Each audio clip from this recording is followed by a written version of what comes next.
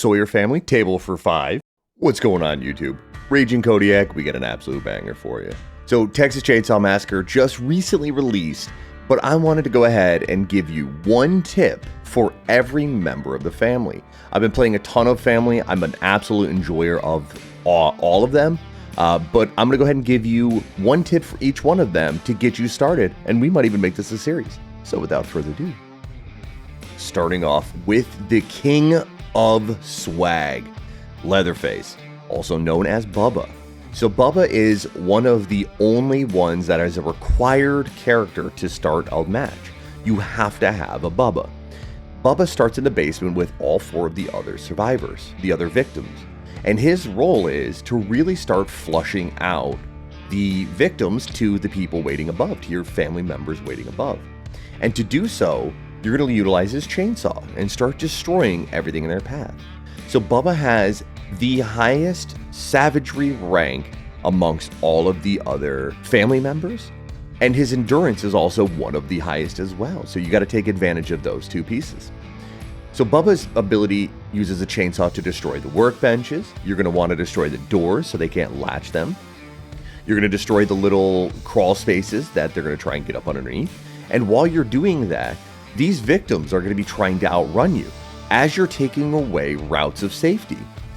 During that duration, they're going to be pushed off of trying to escape the exit. They're going to be pushed off of trying to get the shivs to stun you and the family members.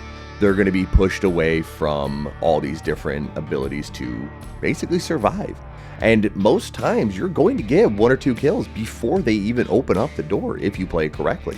So clearing out the basement is the number 1 tip I'm going to give you, because once it gets into the further stages of the game and they start jumping down the wells and your teammates are trying to find them, they can't get past these areas without Bubba's help.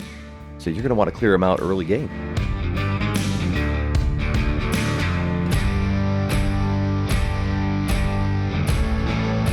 Next up is Professor Poopy Pants, also known as Cook. Cook has the 2nd highest savagery rank, but his endurance is absolutely in the trash. So his utilization is he gets to use his ears to help determine where the survivors are, the victims are. However, the tip I'm giving you today is his padlocks. So he gets 3 padlocks which are removable, and you can move them to different ones if you so chose. My biggest piece of advice is going to be putting these padlocks in areas of high use for the victims. So putting them into far areas where you can't patrol as often is going to really take up time for the victims. So what you're going to do is find a spot far out on the map. Usually the cattle gates are the number 1 spot, because after they undo the generator or the car battery, they're going to try and do the padlocks. Well, then they have to do 2 padlocks.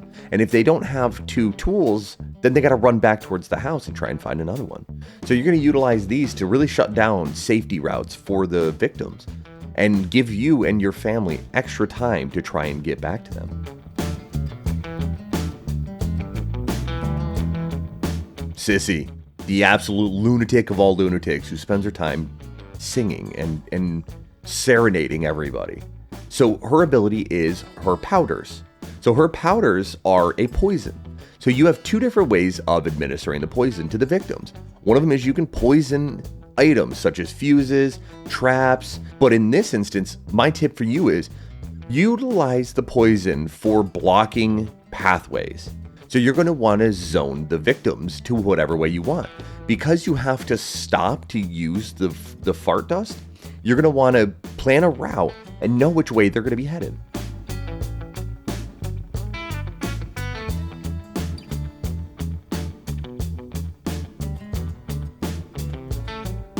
She has the lowest savagery rank, but her blood getting is the absolute best. Her blood harvesting is absolutely insane.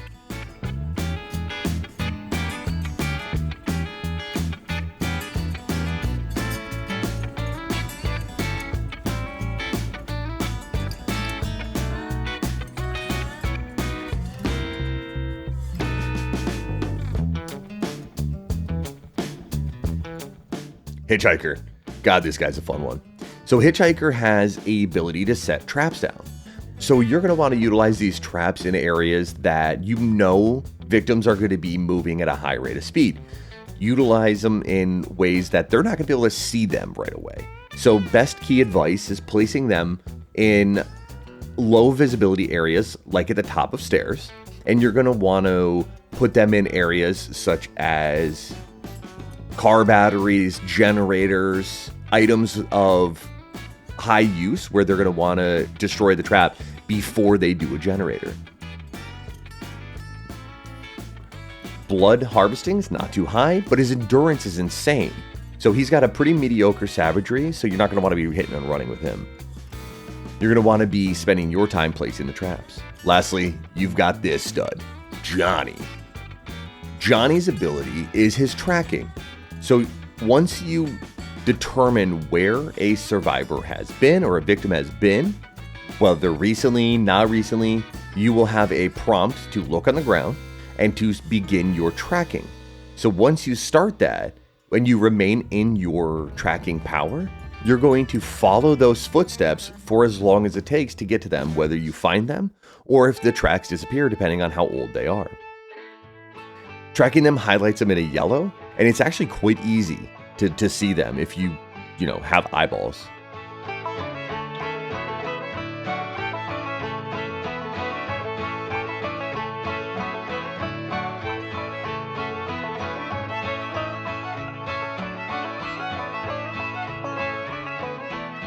So upon editing this, I realized that Johnny is quite a simple lad, for lack of better terms. His ability's pretty straightforward and pretty simple.